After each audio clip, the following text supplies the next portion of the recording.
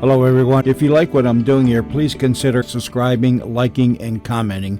It would really help the channel out quite a bit. Thank you very much. Sleeping on a Sealy is like sleeping on a cloud. The Sealy Mattress Company presents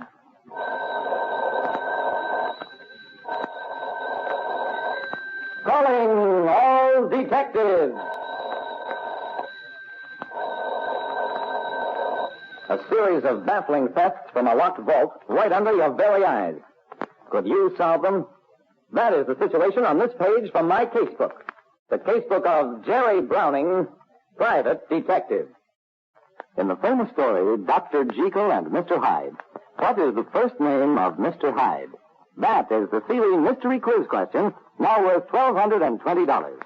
If the person we telephone at the end of the program can answer a question based on tonight's transcribed story, he or she will earn a famous Sealy Toughless Inner Spring mattress, plus a chance to answer the Sealy Mystery Quiz question. So pull up a chair and listen closely to Calling All Detectives. A private detective like me, Jerry Browning, gets all sorts of cases. Some are tough, and a few are so easy you don't see the evidence right underfoot.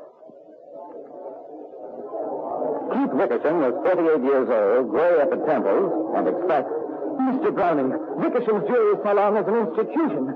Both my employees and customers are beyond reproach. I nodded. Yeah? But just the same, somebody is robbing you blind. And if it isn't employees or customers, then it must be pixies. At the sound of the warning buzzer, the remaining customers began to drift out. I watched as clerks took trays of jewels from the display cases and carefully deposited the trays into shelves inside a huge vault. Finally, all the trays were inside the vault.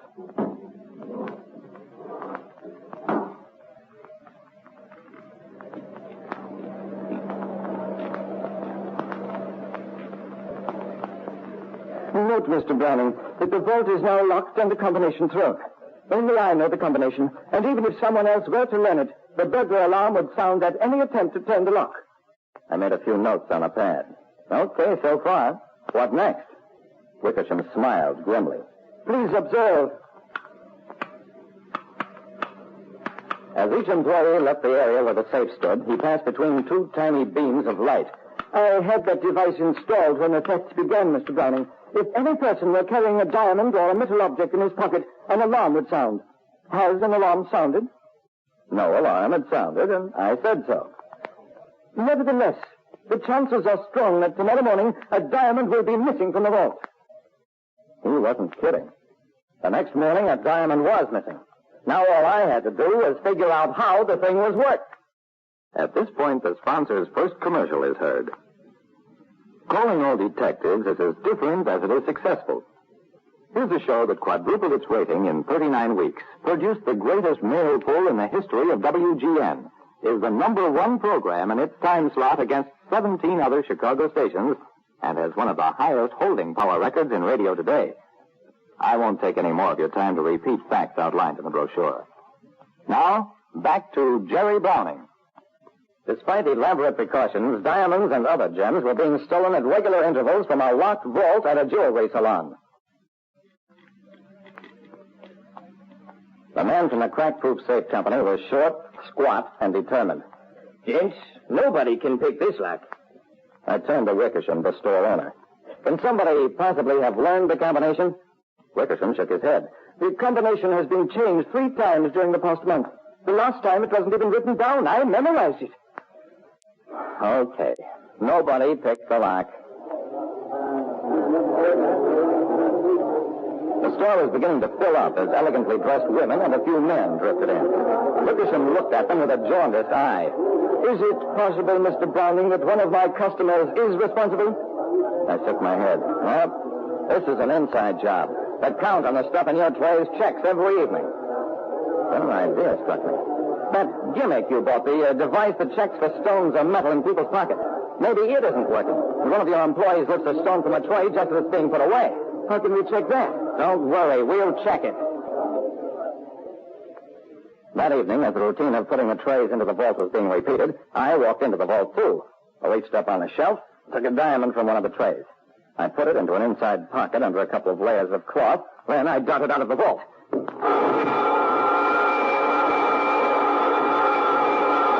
Okay, Mr. Wickerson, your gimmick works fine. Turn it off. There was no sense in hanging around the store. Now, when you can't figure out how something is being done, maybe you can find out who is doing it. So for a week, I gave all of Wickersham's employees my 4-star special complete investigation. I learned that one man was living somewhat beyond his means, another was playing the horses in a modestly consistent sort of way, and a third, a young woman, had just bought a mink coat that she was careful not to wear to work. I kept on investigating and found that the man living beyond his means was getting supplementary income from a brother out west, that the horse player was $600 ahead for the season, and that the mink coat was dyed muskrat. Okay. I went back to Wickersham's store. That evening, I watched the, by now, familiar routine of putting the trays into the vault. One by one, impassive-faced clerks filed by me, deposited their wares on the shelves. I watched so carefully my eyes ached. Behind me, Wickersham said, Nothing's been missing for several days, Mr. Browning. We're about due for another theft. I nodded without taking my eyes off the clerks. When the last one had finished, I started into the vault. I sheepishly gave Wickersham my keys, coins from my pocket, my tie clasp. The alarm bell stopped. Then I stepped into the vault, looked around. I had no idea of what I was looking for.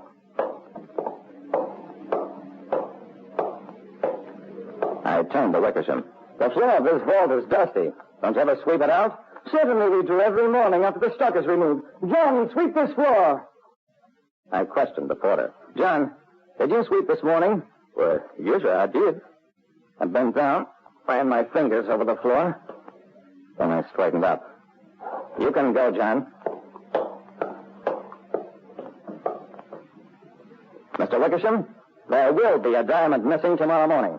And I know how the thing is worked. Now all we have to do is catch our crook. Well, there was a diamond missing the next morning. But I didn't do a thing about it. Instead, I resumed my all-day watching session. Except that I knew whom I was watching. A horse player who was ahead for the season, but that further reports had shown to have dropped all his winnings and many thousands more at roulette. He waited a full week before trying again. Then, one day at noontime, as the clerk stepped outside the door on his way to lunch, I stepped up to him. You're under arrest. I had handcuffs on him so fast he didn't know what had happened.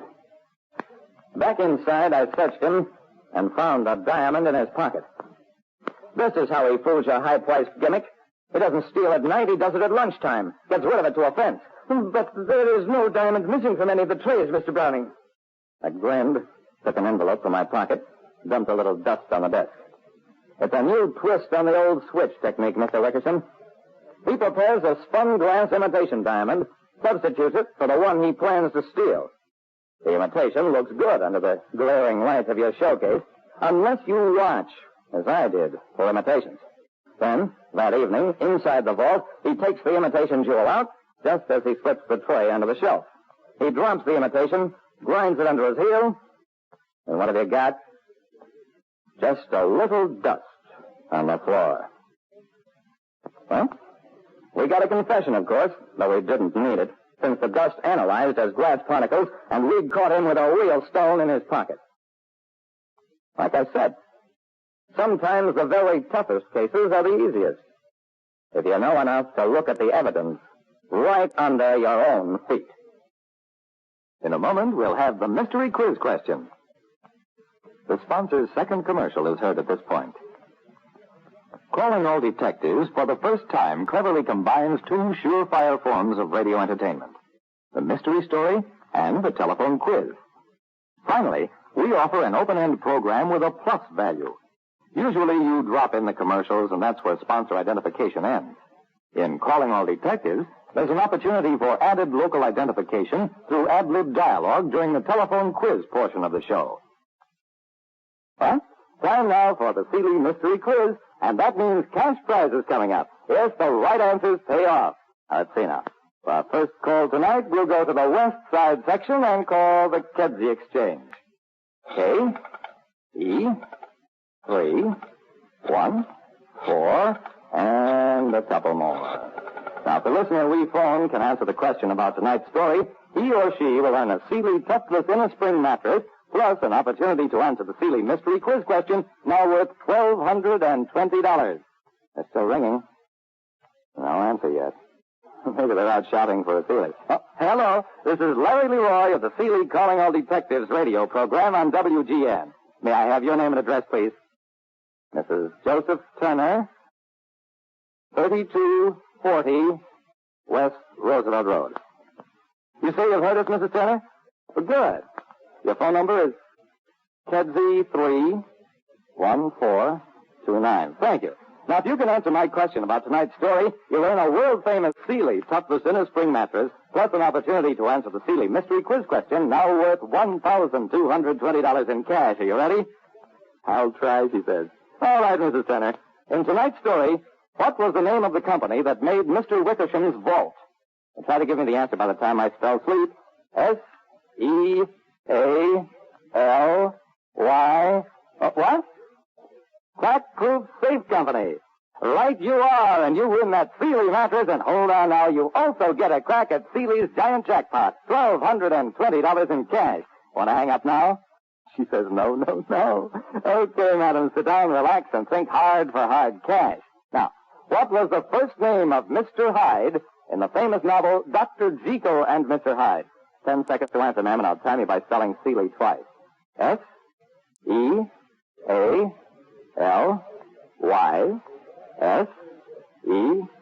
You say Mr. Hyde's first name was Edward.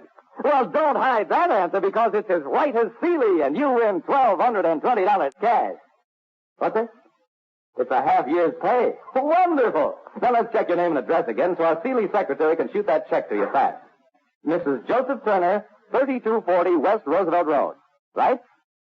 Right. And you were so right, you're richer tonight by $1,220. Sealy dollars, Mrs. Turner. You won that Sealy mattress, too, so now you can go to bed nights absolutely sure that sleeping on a Sealy is like sleeping on a cloud. Congratulations, ma'am. Pleasant dreams and happy bank account. Oh, is she excited. Well, friends, since Mrs. Turner won our Sealy Mystery Quiz, we'll start another question tomorrow night. If the person we telephone answers the question taken from tomorrow's Calling All Detectives story, he or she will win a famous Sealy Toughless Innerspring mattress and a chance to shoot for the new cash prize, which will start tomorrow at $20 and build $20 more every program, till somebody answers both questions and wins the Sealy mattress and the cash. Now get this advance tip. The new Sealy Mystery Quiz question, starting with tomorrow's program, will be, what was the name of the theater near which gangster John Dillinger was shot? Remember, the answer is worth $20 cash tomorrow night, and we add $20 more every night till someone collects. So to cash in, be sure to tune in, Calling All Detectives, a Jerry Joss feature transcribed with Paul Barnes in the role of Jerry Browning.